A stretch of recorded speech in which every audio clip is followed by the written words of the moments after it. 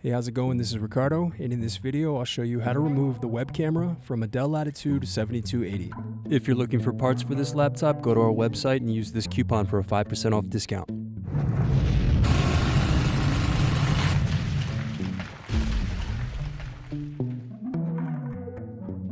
First, unscrew and remove bottom base.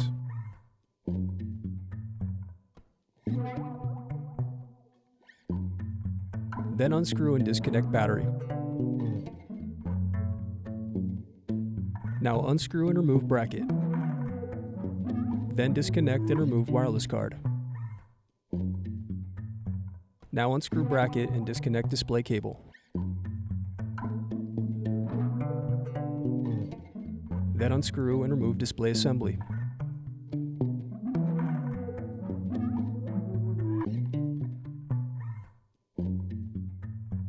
Now disconnect and remove screen.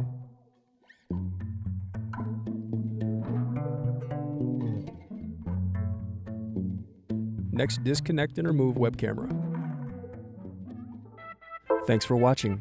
Don't forget to like and subscribe if you enjoyed this video.